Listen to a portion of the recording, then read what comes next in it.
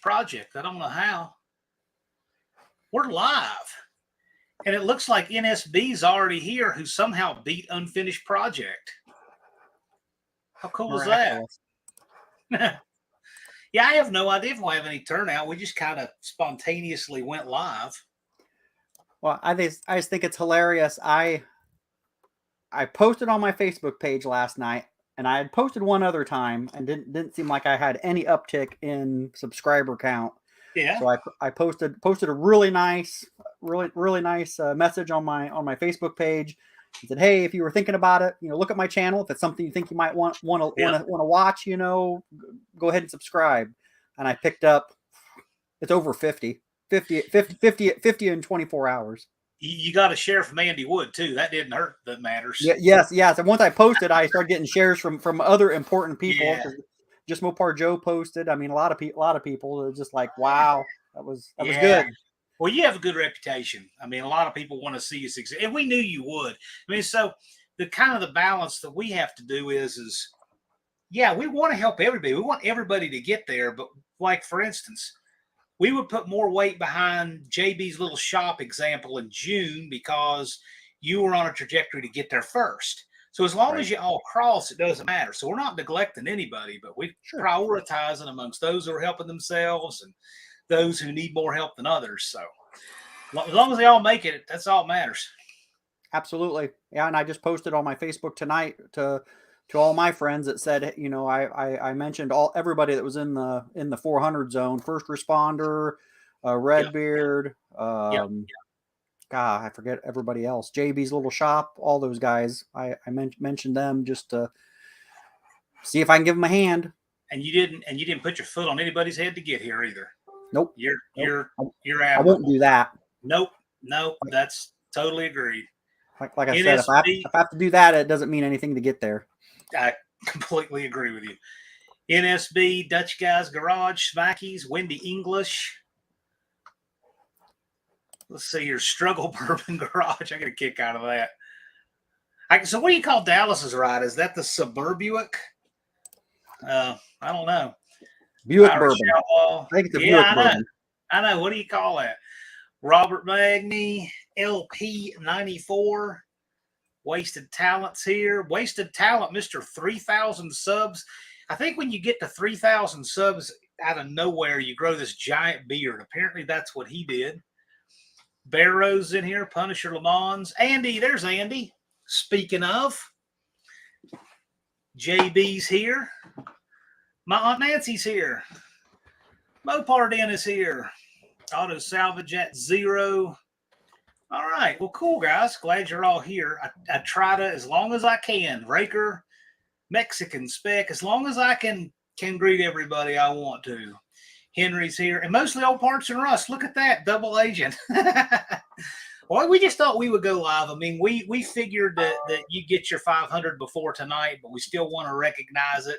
Jackie Abbott. Look at that. I don't think I've ever seen Jackie Abbott on a live. I'm privileged. She's only been on one other. Ah, that's cool. That's cool. Glad to see you. I think she's subscribed to everybody that's if you get into the sub 475 territory, she's going to subscribe to you because I'll tell her to. Well, Jackie, if you're new here, so just know that this live is positive and it's family friendly, and it's all about our community here. So I hope you'll stick around. Don English is here. Well, cool. Well, congratulations, man. You took, there's a bunch of paths to get to 500, right?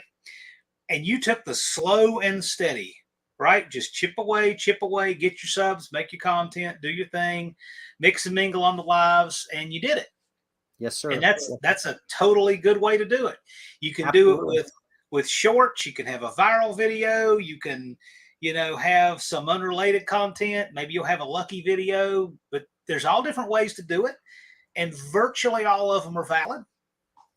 And, yeah, I'm glad that here we are. I've been watching you come up because I retally the No Name 500 every other day. Mm-hmm. And I look at the leaderboard and I watch you creep up, and then I watched you cross the 200 and the 300 and the 400. And here we are. Yeah, there was a time there in May I was pretty slow, but there was some stuff going on, and I just couldn't make as much content as I wanted, and well, it's life. Hey, Mopar Den, 469 subs. Yeah, so with Patrick having his 500, and you're the kind of guy that we knew that one good burnout video was the only thing between you and 500 at any time. Well, and the sad part is I had to use the convertible to do burnouts because the Duster has been broken so much this summer. I've literally, it's been broken. It has been broken before Memorial Day. Yeah, you're a parts breaking machine. Oh man, you've broken everything you can break on that car. No, not yet, but we're gonna make a go at it. Didn't you break an output shaft one time? I've twisted off. Yeah, the first thing I broke was I broke an output shaft on the 904. Well, it's a 999. I broke the output shaft on it, just busted it clean off. Wow. And then wow. I put another one in and when I put my new torque converter, I got a PTC torque converter and put that in the next spring. Then I twisted off the input shaft inside my brand new, very expensive torque converter, but thankfully it didn't hurt it. And that's when I pulled it out and said, "Okay, Mr. Cope, work some magic." Cope will probably swing in here. I know he's working in the shop. He said he's got his own race to. I'll show you what he's saying. He's got his own race to 500 going on. He's that's whatever this is. That's valve body number 491. Yeah, he's getting really excited about getting to the 500. Yeah. Yeah, he's got his own. By the way, Mopar Den is at 469. So Mopar Den has been laying low and not participating in the 500. He's registered as a spectator, but you know what? He's really close. So go check out Mopar Den. He makes a lot of worthy content. Hey, Lunar Outlaw, how you doing? I see you in here. Ari's here. Mopar Man 1978. Where have you been hiding? Jeremiah. Buck Does It's in here. Redbeard, and let's see, Henry's Hot Rod Garage. I enjoy his dirt racing he put up on his channel. That was so cool. I get a little behind on these because I like to hold a comment, but they stream in behind them. Dizzy Izzy. Well, now's the time, guys. We're old man in the shop, built, not bought. Now's the time, guys. We're 42 days out, and guess what? Beginning tomorrow, I can start giving it to you in hours. We'll be under 1,000 hours. Oh, man. Ooh. Tell me in the chat, would you rather me keep a day up here or a matter of hours? Days, please, days. Because it's going to crest under 1,000 hours. We're right at that exactly 1,000 hours right now. Real close. I haven't done the math. We're really close. Days. Steven says days. Dutch Guy's Garage says minutes. Minutes. No. Buffdale Campo says days. At Zero just is laughing at everybody's worried about it. So At Zero, check this out. At Zero, he lives on the other side of the world in California. I mailed him a set of wheel covers on a Saturday at lunchtime. He had them on his car at 3 o'clock on Monday.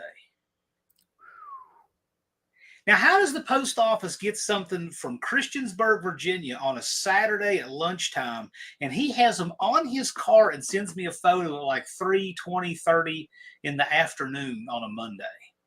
I have no idea. And then we'll wait for parts by Federal Express for 2 weeks. I have no idea how that even happens. I have no idea. At the same time I mailed him his wheel covers, I dropped regular mail, nothing expedited, just plain envelope stamped in the mail, my competition license renewal. I get an email on Tuesday, done. So they were that fast to California and to Georgia. No explanation for it. And yet we'll wait for, engine parts for weeks from UPS. Stuff weeks. It's been months. I've got a CSR. I think it's CSR, the carbon fiber 904 trans shield. I ordered it on March 23rd, and it was supposed to ship 7/27. And right now, I'll get up to the day it's supposed to ship, and then it'll move out 3 days. And I get up to the day it's supposed to ship, it moves out 3 days. So I don't think I'm going to have it, but. At Zero says I sound the same on the phone as I do on YouTube. Well, I'll tell you what, I'm sure I sound terrible either way. However, the person you meet like in the street, at the grocery store, at a car show, on YouTube is all the same person. I don't ever have to worry about that. Auto Salvage got 21 subs yesterday. Well, cool. Red Beard is 28 away. Man, you're close. Yeah, you're going to get it. You're going to get it. Well, we just kind of randomly did this. Check out Red Beard Racing 710. We want to see more footage. Oh, yeah. So this was a shipping thing I was curious in. Lunar ordered his supercharger stuff at the beginning of the year, and it's just now getting here, custom made in Australia and New Zealand. And now he's fighting customs. Yeah. Holy moly. Yeah, I don't know what a California accent is. It's just the "you're not from around here, are you?" accent.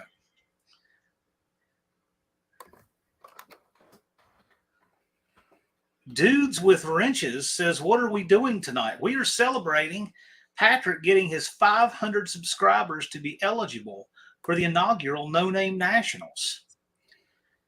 Patrick got as many subscribers as you get in what, 3 days, dudes? But Probably you know 2. what? Us mortals, we have to scrap for it. Not that you didn't. I really admire what Dudes with Wrenches has done. I think that's man, they've done so well. Man, he's nailed it with those shorts, and what a cool, Absolutely. What a cool, humble guy.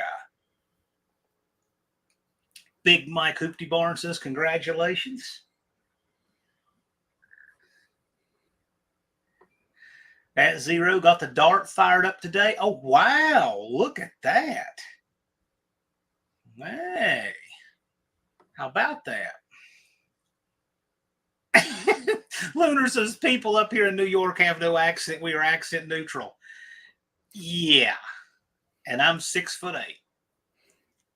I'll just go 7 foot. Doug Harden says, "Congratulations." Dude says, "Congratulations," as does Wendy. Big Mike saying hi. All right, man. So what is your battle plan looking like? You know, you've got 42 days. You want to come smoke some people and take some names to No Name Nationals. What's your plan looking like?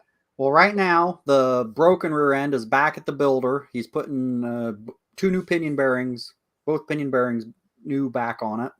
Yeah. Stealing from the 373 gear set. So I've got those on order so I'm hoping by the time I go to No Name, I have a 373 spool gear in it for my 35 spline axle setup. Because I think that's the best setup for me running 8th mile. I'm hoping to squeeze a few more mile an hour out of it. My best mile an hour in the 8th is just a shade over 100. So you're running a 318 though. So you know what? We know you run a turbo, and you've broken every transmission part. You've broken more parts than there are in a transmission.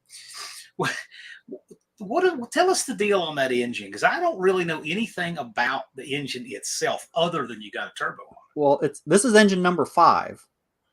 Right. So the first engine, I actually hydrolocked it before I put it in the car and broke 3 pistons and still ran in the 11s. Ooh. And then I put the second engine in. The second, third, and fourth engines all met the same demise. I had the wrong flex plate in it, and it would literally blow the center 3 mains right out of it. I mean, it would just, man, it looked like somebody threw sand in there. It just would tear them to pieces. And by the time the oil pressure would go low, it's wiped all 3 mains. It's torn up the other outer mains. It's torn up a whole bunch of the rod bearings. It's scuffed the cylinders. It's tore up the pistons. And I literally would take the whole short block and I just throw it in the trash, buy another one. So I'm assuming that you had a mismatch between the balance on the flex plate and balance on the converter. Yes, I had a 360 LA flex plate, and when I bought the car, I've got a magazine article that says that the 360 solid roller engine was neutral balanced. The previous owner said it was neutral balanced. If you look at the balancer, it looks like the 360's neutral balance. I never even thought about looking at the flex plate.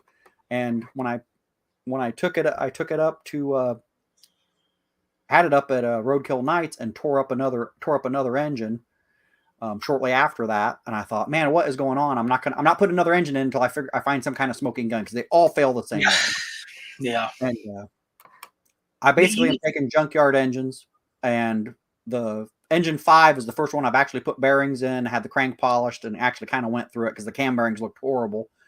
I'm running a comp hydraulic roller cam that's it's only like 505 lift, and it's really pretty mild. It's only 218 intake and 222 exhaust, so it's a very mild cam for anything. And then I've got Cometic head gaskets, stock cracked Magnum heads with ARP studs on it, and stock rocker gear, and some Hughes valve springs on it.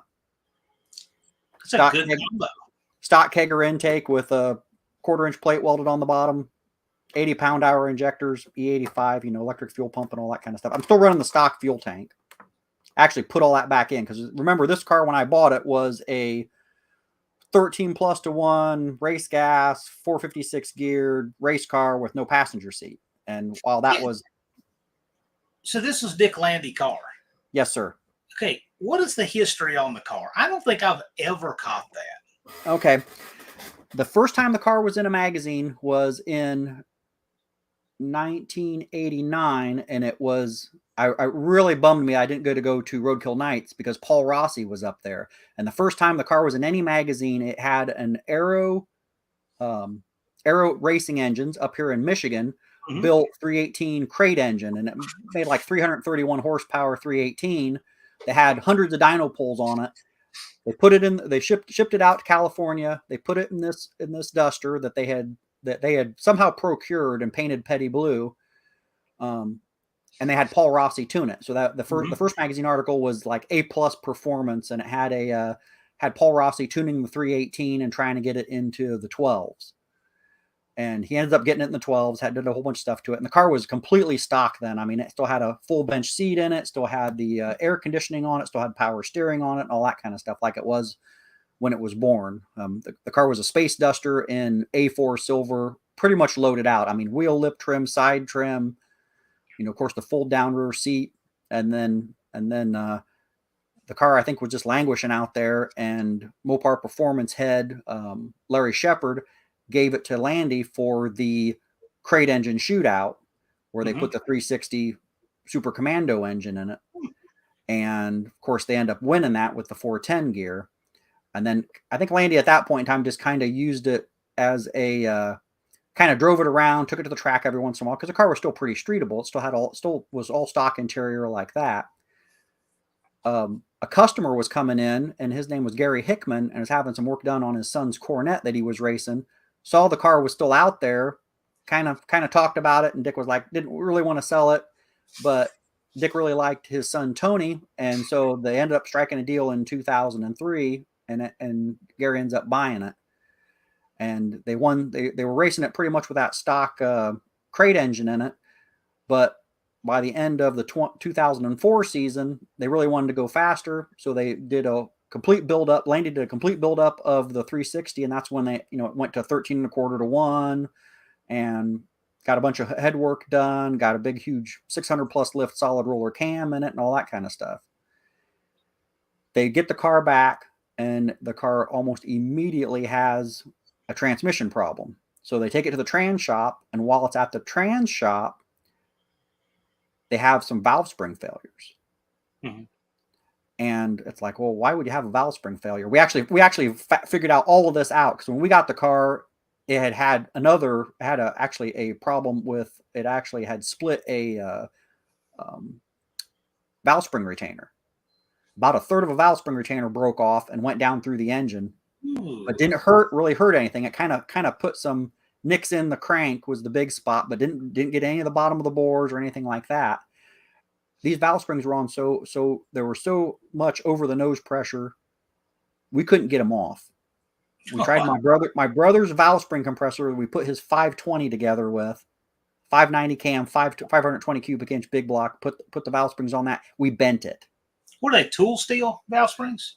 No, they were actually big block Chevy, which is 1.850 installed, and they crushed them down to 1.650 installed. Ooh. It was almost spoiled. Yeah, it was way too much pressure. Thank God it was a solid roller. Otherwise, it would have just wiped it out. Oh, yeah.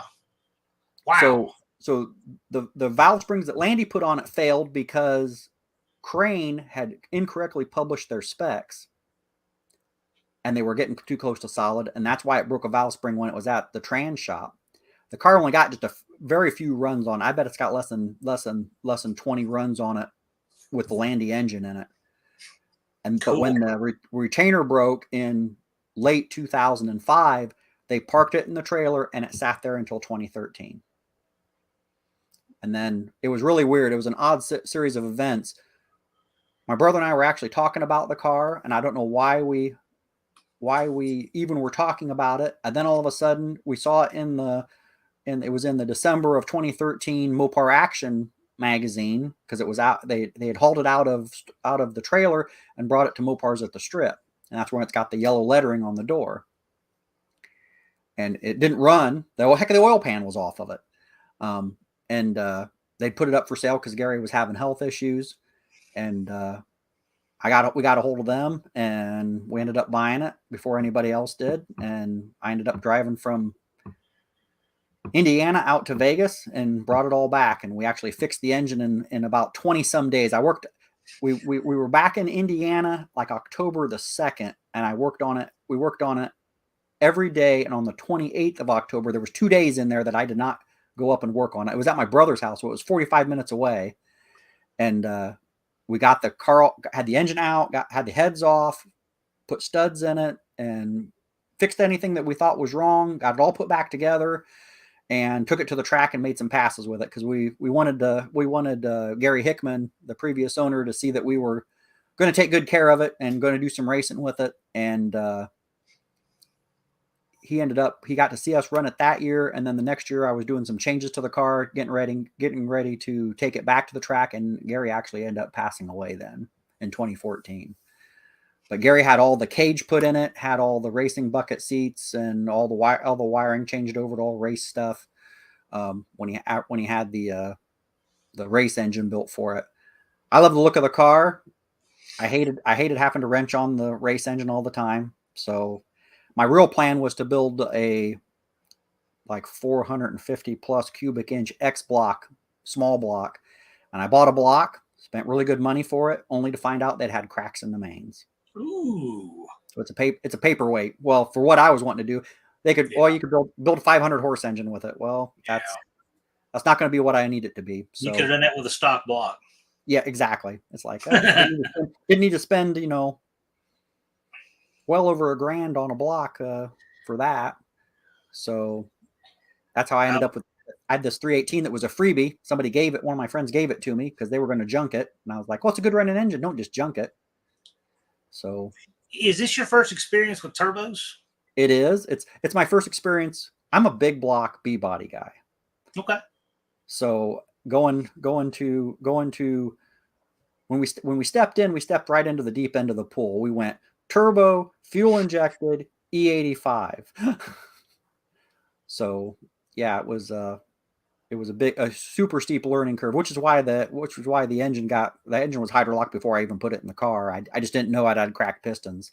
I didn't find that out until a long time later, until the problem really started manifesting itself a lot more. Isn't that the reason we do this though? Oh, absolutely. That's like, well, I learned something. I learned you should check a lot sooner when you think something might be wrong. Yeah. Well, it's kind of funny. It's like we talk ourselves out of things. We talk ourselves into what we want to believe instead of trusting our gut. Exactly. This is like why dogs are such good judges of character. See, they don't have that problem. Right. When a dog says, okay, this guy's a scumbag, the dog's gut is telling him, okay, something's bad about. See, as humans, we try to reason ourselves into and out of things when we shouldn't. And we do that. A lot of time it's usually work. It's like, oh, I don't want to do all this work. Yeah. And anymore. It's like, I can take that engine out of that car in like 2 hours. I can put it back in like 2.5, and I mean, it's. And we rationalize why we shouldn't check things and everything. Exactly.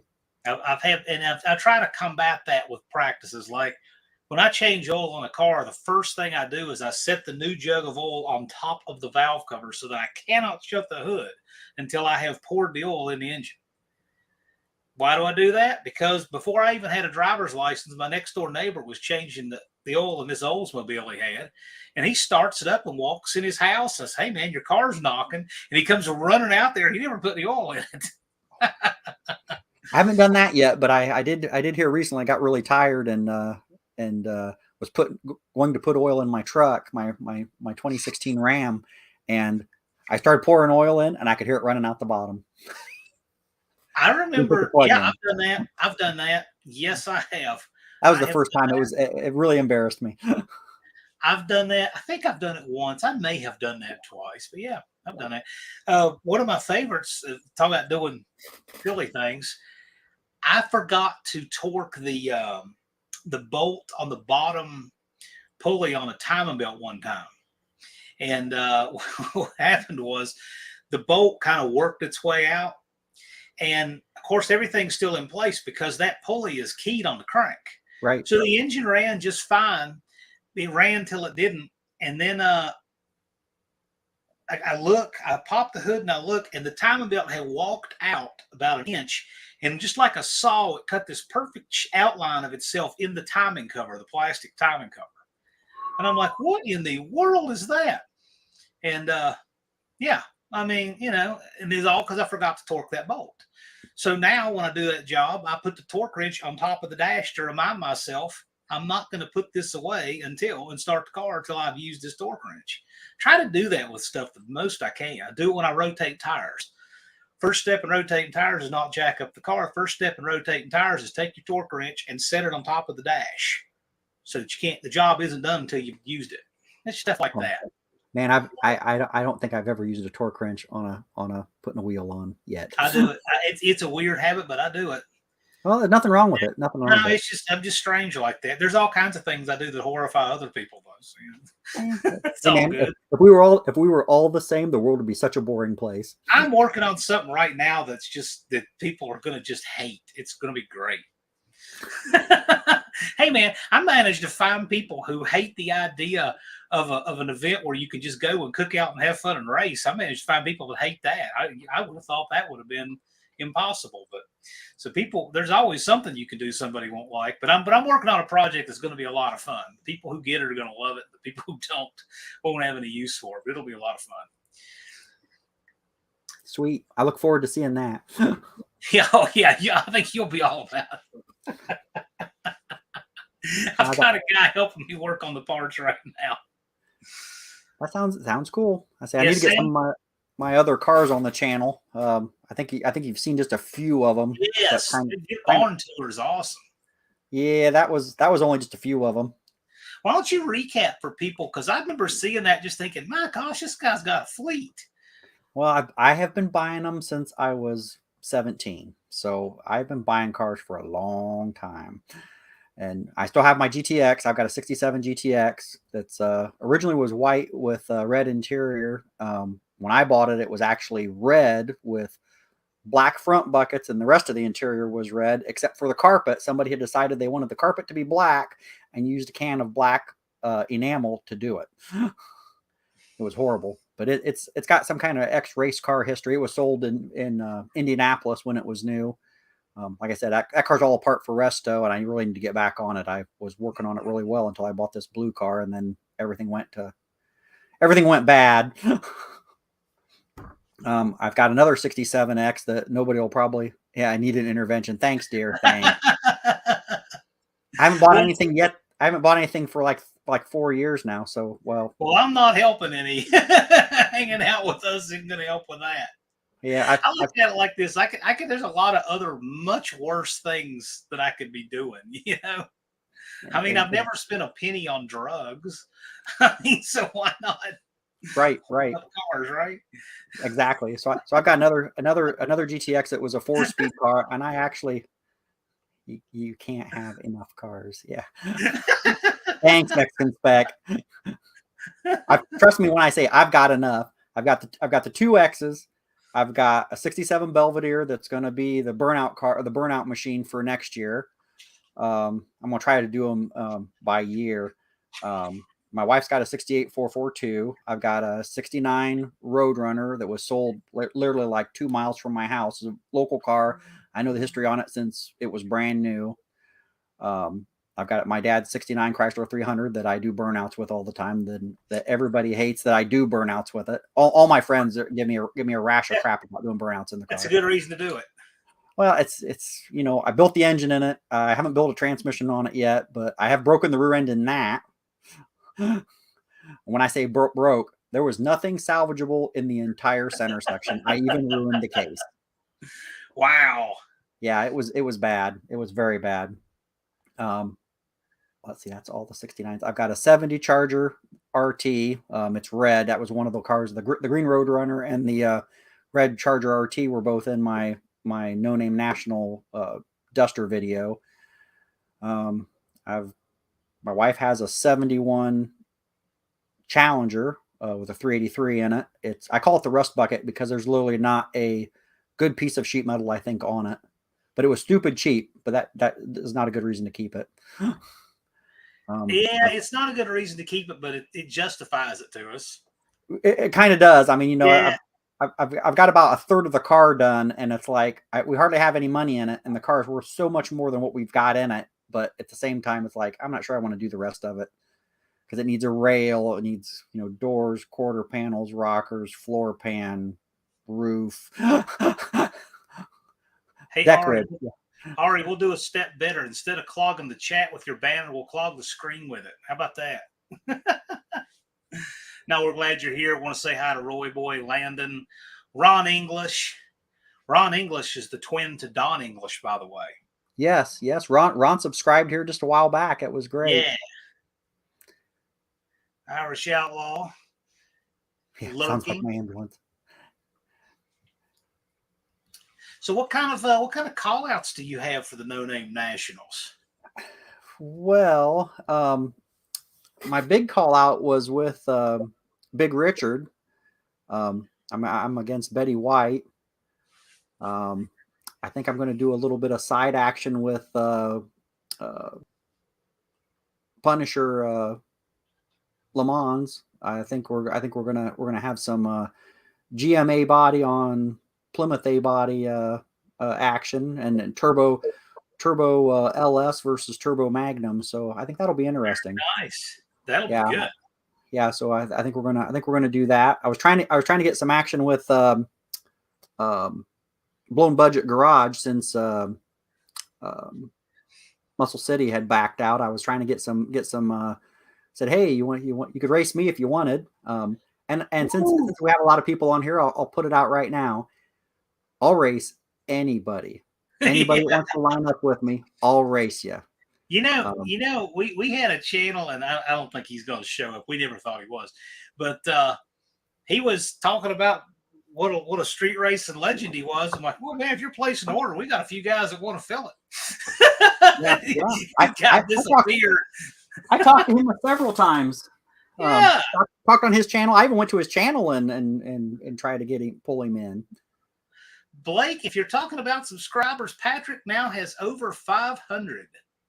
I think I was 525 just a little bit ago. Yeah. But no, it's funny that we had a guy that said he was a street racing. These are his words, not mine. You can look at my community post, a street racing legend and a professional race mechanic and lots of things. And one of the best and one of the only true street racers at the No Name Nationals and all this. And I'm like, great, man. We need to find you some call outs, obviously. So, I emailed several guys who I thought would give him, that were almost worthy enough to race this guy, right? I mean, guys in his shadow, like Patrick and Ryan from Streetcar Chronicles. I mean, they're underdogs. I mean, they're not legends, but they're good. I can't believe he hasn't taken me up on it. Anyway, sarcasm off. NSB, I'll take that action. I'll let your big block beat up on my small block. Ooh, you guys can negotiate lengths and stuff. I'm not into that kind of crap. I'll just run them straight up. You run straight up and see what happens. Right. We'll maybe do the best out of 3 or something. We'll negotiate after the first round. I want to see where I'm at. Okay. So one thing we're going to announce tomorrow, I'll go ahead and say it today for the crowd in here. We're going to move the 28-10-5 tire race to the Saturday. There's nobody who's not going to be there both days that's registered for that. It's half full, okay? But the 28-10-5 is going to Saturday. And the reason being, because we didn't want guys trying to run mixing rounds with the bracket on Friday, right? For 2 reasons. One, you don't want to break something. And 2, you might have a different tune in it. You might have it set on kill for the 28-10-5 and have it set on reliability and consistency for the bracket. So by moving it, it's probably going to help everybody. We had done it that way because we were looking at the call-outs. But now what we think we're going to do is we're going to have call-out opportunities, more call-out opportunity on Friday and 28-10-5 on Saturday. And that's going to work. And you'll have call-outs both days, but you'll have the 28-10-5 on the Saturday instead. And that works out. That works out fine. But it's going to give the guys who plan on burning it down and leaving melted pistons on the track to win, it's going to give those guys more opportunity. And we kind of figured it, but we had to look at what made sense, and that did make more sense. Travis says, my truck will always be set on kill. One thing I'll remind everybody here too, get in the bracket. Get in the bracket because there's no reason not to. Your entry fee already includes the bracket if you want to do it. All you have to do is just get in it, and it pays $500 to win. It's a no-lose deal. Really, everybody who wants to go down the track should be in the bracket. I mean, you've never raced before. You might be first-round prey, but do it. Is the 28-10-5 full yet? No, we're about half full. Ooh. We're about half full. We got some hitters in there, and we got a few guys that are like, I want to do it for the experience. Understand too,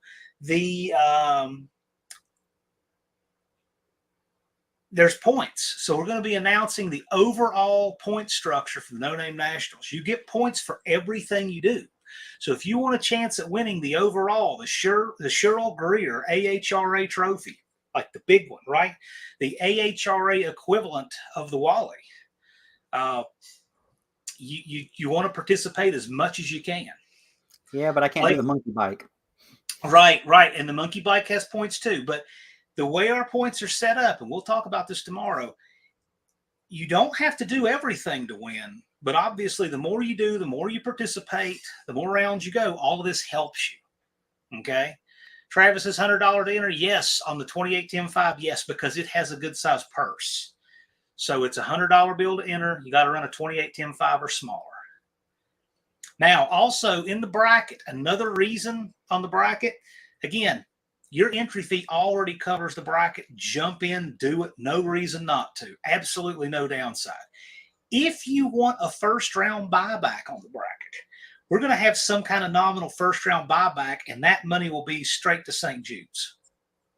So if you want to, you don't have to, but if you want to do a first-round buyback, we're going to allow that, but that will just simply be you get to run your first round again for St. Jude's. We got a few little things we're doing to help raise funds like that. Irish Outlaw says, I'll do it in the range here. Do I get the trophy for longest one-wheel peel? We got all kinds of crazy trophies. Dallas crash test dummy for monkey bike, maybe. So you plan on doing some call-outs. You plan on doing the bracket because you can, Patrick? Oh, definitely. I'll be in the bracket. I'm debating about the 28-10-5. Yeah. Well, it's an instant green tree. Right. I know. I've been practicing on that too. Yeah. It's true heads up. It's basically using the tree for a flashlight start. Yeah, so that's no bracket. That's run what you brung and hope you bring enough. That's heads up, yep. Now, Redbeard had said you should have a naturally aspirated in a turbo class. Well, I don't disagree, but here's the thing.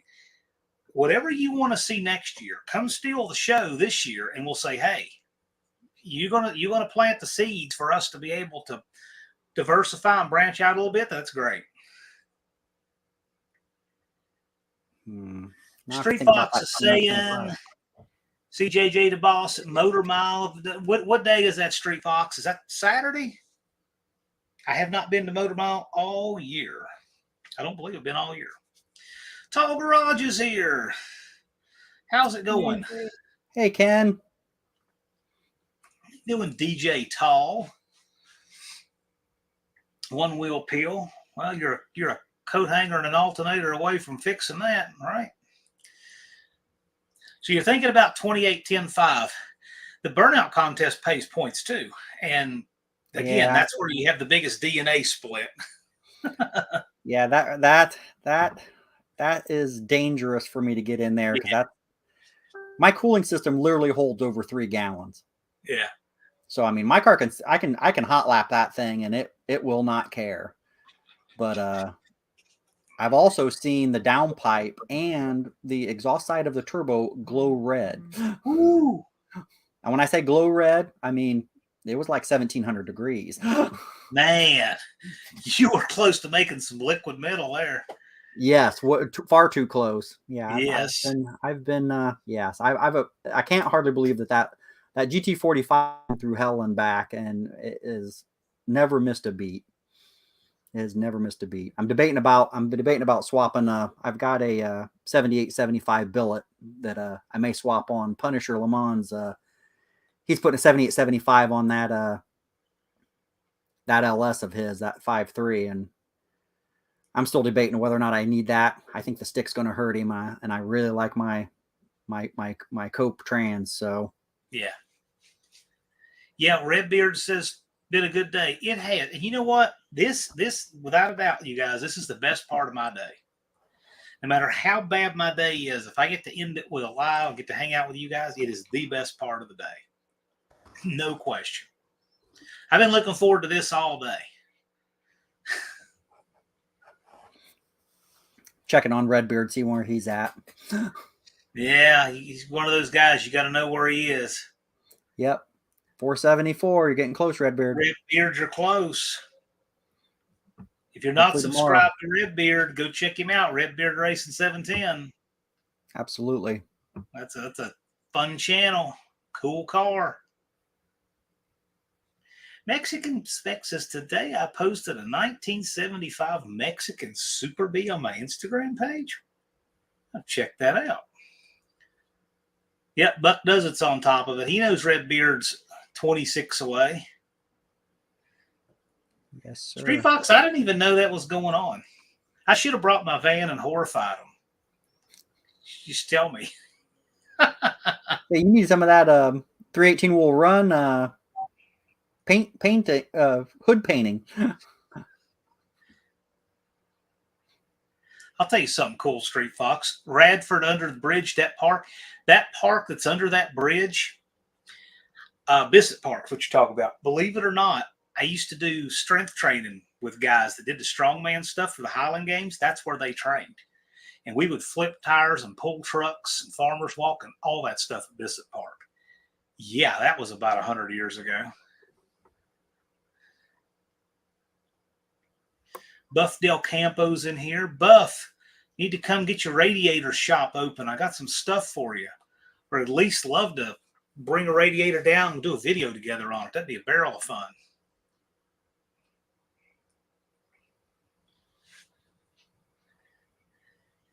So if you guys are just tuning in, Patrick has crossed his finish line for 500 subscribers to get into the No Name Nationals as a participant. Thank goodness. I was going to start sweating it here pretty soon.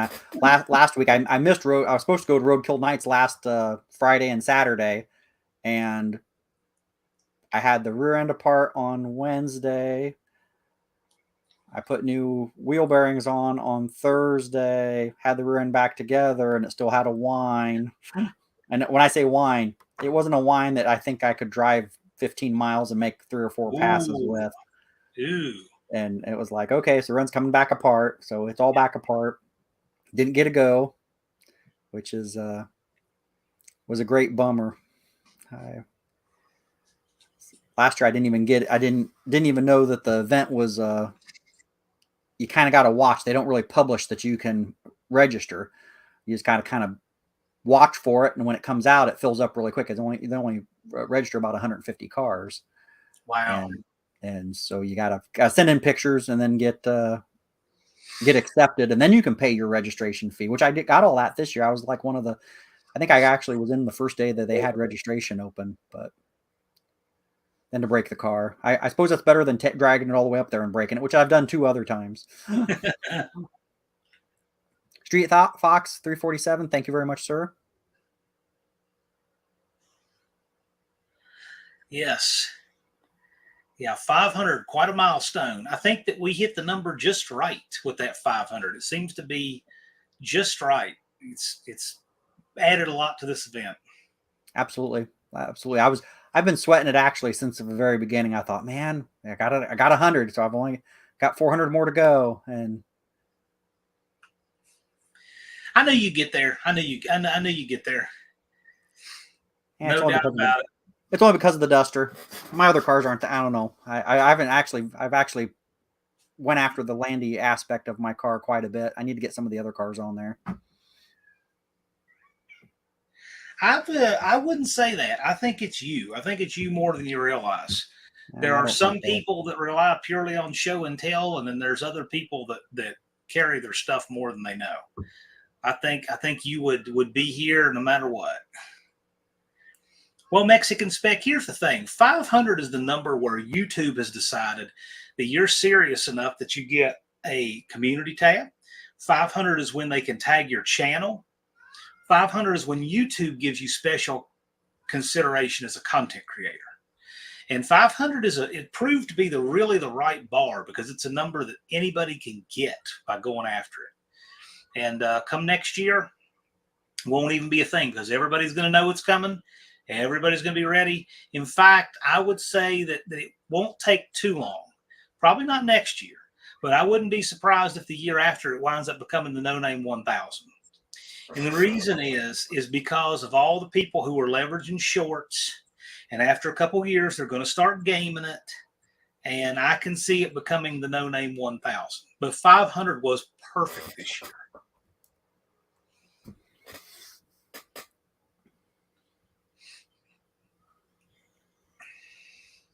Ron English is quite a character. He's the one that wanted to help me burn the hotel down in Carlisle testing a Roadrunner horn in the conference room. And hung up my 76 days to go sign with a screwdriver and a drywall. Nothing wrong with that. Closer, we get in more trouble. There's Ed's machine. How you doing, Ed? I'm actually bringing an X block to No Name for Ed to take back with him. He's going to do my X block. Ed, we might need to get together on some machine work. I think he's just about got me talked into a trick flow headed 3.58 stroke 368 cubic inch X engine. That's a what is that? A 40 over 360? Actually, it's a 5 over 340. Well, 358 stroke would be a 360 stroke. Right. But see, the 340 is already bigger than 360, so that's where the extra cubic inches come in. Yeah. I really wanted to keep my 318. I've got the one bad X block. I've got another X block I just bought at the beginning of this year. Right after I announced that, right after I signed up for No Name Nationals, I went down to Tennessee and bought another block. And then I have another block that is actually a brand new, never used NOS X block with a 3.856 rough bore in it. And it's never had a piston in it, never had a crank in it. And I just can't bring myself to cut on it. Yes, spot on, because a stock 340 bore with a 360 stroke is 367 on the low side. So, yeah, it does take a 5,000s cleanup on a 340 stock bore to get that. Yeah. Cool. So I don't know if I'll have that done for next year or not. I might have to sell something. I hope it's not the 71 Charger, but it might be. That sounds interesting. Mexican Spec said, would anybody be interested in a 66 Coronet with the Charger grill? Slant 6 manual on the floor, 2-door hardtop. Probably rust free too, would be my guess. Bad Tree's got a premiere soon. Yeah, premiere pretty soon. Tell you what, we weren't gonna, tie up Patrick all night here. We did want to say hello, and Blake, if you got a premiere, what time is it? Just post it in here, and what we'll do is we'll just send everybody over if they want to hang out, because I'll go over there and watch your premiere. I will too. Yeah, the Bad Tree guys are solid guys. Blake is a real help to me. I really appreciate him. He helps in all these little ways. I just want to make sure people know that. He helps with a lot of stuff. In fact, our logo up there, I got to remember it's backwards to the camera. Our logo up there, he did that. I think Ben Schultz did the hardware part of the logo. Blake did the software part of the logo, and they made that happen. So really appreciate that. Central. 15 minutes, Bad Trees will be coming on. Yeah, exactly. So we'll wrap up here. You guys have any parting shots while we've got Patrick here? Any questions? Any bets on what he's going to break next? Drive shaft. Who he's going to take to the Gap at the No Name Nationals? Depends on what breaks. I wouldn't rule out a 25 or 30 psi whack on the 318 at No Name. Woo! Yeah, I know. You're not afraid of breaking stuff. I really respect that. Yeah. Okay, so just a curious question. You do the turbo thing. What would you say is the single best step you ever made in your journey to finding stuff to make it fast? What was it? I was actually probably the biggest thing, and this is going to be so funny, is probably the tune. Okay. Because right now I'm running a Mega Squirt, and it only controls fuel. The ignition is completely now that's something new for this year, as I have a MSD programmable ignition system, so I can do all sorts of stuff with the ignition, but it's not really tied to the fuel injection. I took it down when I made my very first passes. My first pass was 21 seconds. And then all I did was hit the button and change the tune, and it ran low 13. Wow. Yeah, that's significant. Yes. Tail light lenses, no, but bezels I would love to have. Because speaking of bezels, if anybody knows of any of the individual Dart Sport bezels, the individual ones, not the whole panel across the back, for 70, 30, 74 Dart Sport, let me know.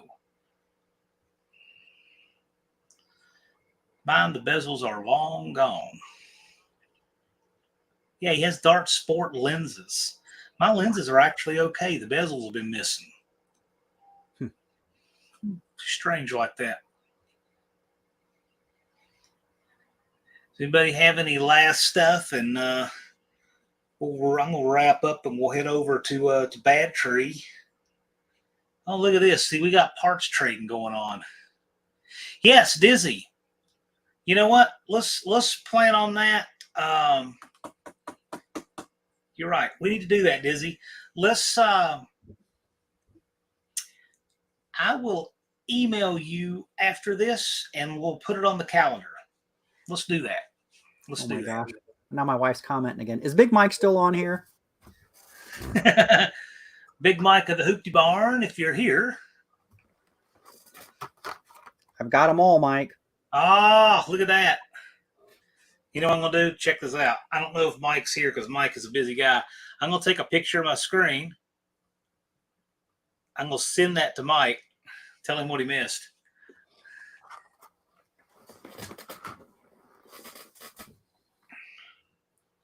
Yeah, Barrows, he's getting into Mopar territory now that he's conquered the Ford world. Yeah, he said something like he was going to put a Ford engine in that, and I think that's going to be so hard for him to do. Oh, Yeah, that's man, I'll tell you what, Fred Sanford, yeah, the big one, that might do it to me. Yeah, I was gonna say I'd put an LS in it before I put a Ford engine in it. Oh no, you guys are gonna kill me. You guys are gonna kill me. Hey, I will not put in an LS engine in any of my cars. You know what? It's funny because I'm one of these people that just kind of like cheese graters me. I did an LS swap before they were cool. See, there's all kind of stuff I did before YouTube, and people just don't even think about that stuff, right? I actually did an LS swap into a third gen Camaro and took the No. yeah, took the T8, took the 700R4 out and put a T56 in it in an LS and tuned it with a computer, and all of that is so unlike me. So I like the LS. I got no problem with the LS, but it's just, not my thing. I'd put a Hemi in the Duster, but I'm not cutting the car all up. I mean, my car's not unintercooled because I didn't want to cut on it anymore. It's been cut on enough, and I'd put a third gen Hemi in it, but the exhaust literally dumps right into the steering box, and I've got manual steering on it. I got manual steering and rollwood brakes on it, and you'd have to put a rack on it.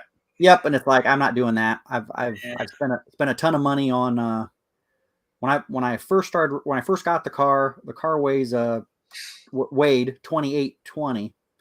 It was 3040 with me in it, and right now the car is 3240 with me in it.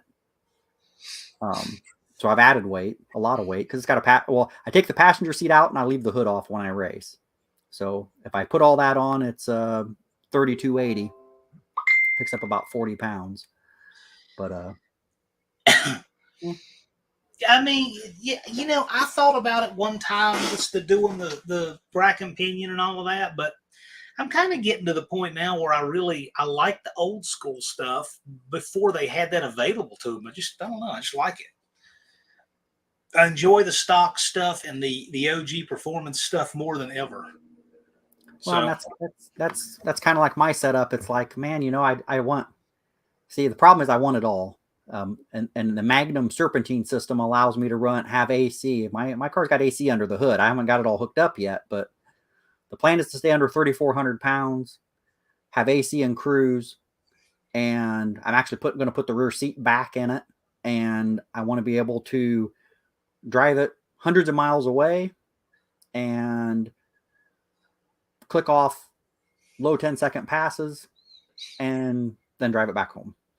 Yeah, that's great. I mean, you know what? That's really, it's lower maintenance than putting something crazy in there. I mean, kind of what I want to do is a really high revving engine because I like them. I like a little 8,500 RPM machine that eats up valve springs, and I like it, but I know the kind of maintenance that entails. Right. It's cool, but you pay a heavy tax for it. Well, I've had my 318 mag up at 7,100 RPMs about 3 times now. Yeah. And even that takes a toll on the valve springs. Yes, it does. And they generate a lot of heat too. Yeah. I've got another 73 Duster that's a yellow car that now has a big block in it, but when I originally bought it, it had a 73 340 with a solid flat tappet cam in it, and I regularly took that up over 7,500 RPM. One of these days, I haven't done it. I need to do it.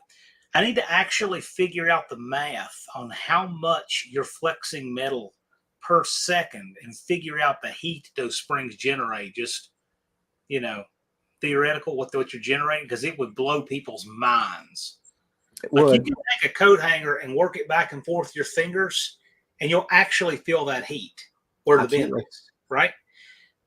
Valve springs would blow your mind how those things are designed, because they not only you can't have coil bind, you can't have your lifter jumping off the nose of the cam. They have to shed heat. Okay, so you don't want them too heavy with coils that are too big, because then they'll be bouncing out more to control bouncing around. You want to have more mass in them to soak up heat. I mean, there's a real science to how those things are designed with the materials and the size and the weight and all of that. a lot of people don't think about it because an engineer builds it. It's just you get this many runs out of it, you change it. And that's okay. But I think the science of valve springs is really interesting. Yeah, I actually almost 30 years ago when I started my engineering career, I actually was trained by literally the people that wrote the book on spring design here in the United States. Cool. And so I do spring design at work. And so, yeah, I understand a lot of that. And it's designing the springs we design, we can go up to maybe 5-10 million cycles. You know, valve springs last billions of cycles, you know. Yes. So it's well, like, what I get a kick out of it, well, there's that exponential effect on the lifespan too. So it's not a linear curve at all. Nope, it's logarithmic. Yeah. One of the best valve spring articles I ever read was when I was in college. This was like probably in the late 90s something. David Rear used to write a column, and he did a thing on valve spring I thought was just really, he talked about all that kind of stuff that most people never even think of with valve springs. All right, guys, I'm going to go ahead and wrap up. Bad Tree Productions has a premiere here in 5 minutes. I'm going to check it out. I encourage y'all to also. But congratulations, Patrick. Congratulations on your 500 subs. Thank you, everybody. Thank you guys for coming out. It's been a lot of fun. Maybe we can get Patrick on and talk tech sometime. We can do it anytime.